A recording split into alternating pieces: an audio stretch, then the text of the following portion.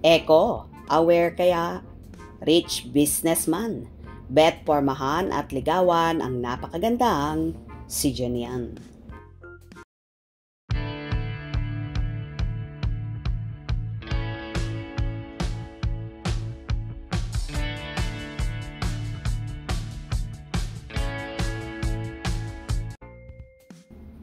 Umapila ang management ni Jericho Rosales sa kumakalat na advertisement ng isang sanglaan nakabalandra ang old photo ng aktor.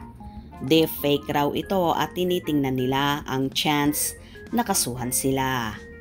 Post nga nila, "It has come to our attention that certain Facebook pages and websites are using Jericho Rosales' image without his or our authorization.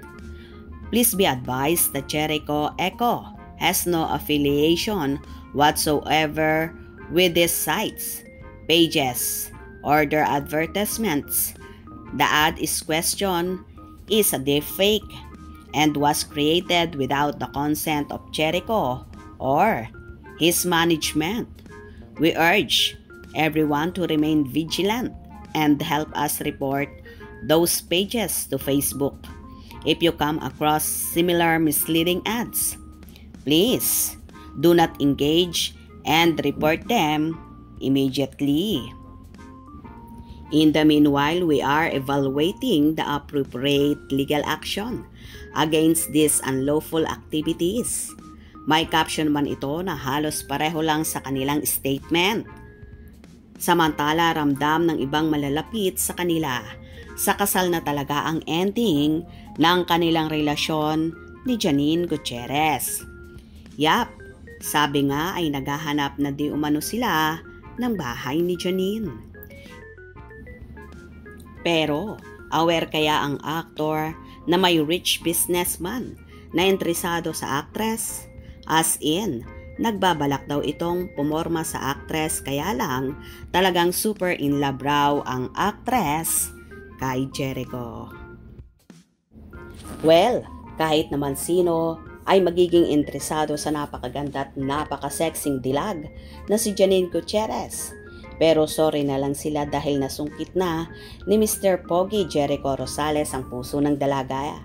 Kaya for sure, hindi na niya pakakawalan pa ang nobya kung saan nagpaplano na nga palang magpakasalang dalawa sa tamang panahon. Anyway, kita naman sa bagong lovers na so happy sila at very contented sa isa't isa. Kaya wala nang makakasingit pa sa pagmamahala nila. At bantay sarado na nga ni Echo si Janine para di siya masingitan ng iba. At syempre, di rin naman magpapa-agaw si Janine dahil totally in love nga siya sa aktor. At marami silang similarities at mga bagay-bagay na pinagkakasunduan. Di naman mahilig si Janine sa mayaman. Para sa kanya okay lang kahit anong estado ng pamumuhay meron ang isang lalaki basta ipinaparamdam sa kanya ang pagmamahal, ang pag-alaga at ang pagiging proud sa kanya sa mga ginagawa niya na meron talaga at ginagawa ngayon ni Jericho. Kaya yung mga nakapaligid kay Janine na businessman or kahit ano pa man yan, manahimik na lang kayo at may echo na si Janine. Gets nyo ba? Kung nagustuhan nyo ang video na ito, comment down below.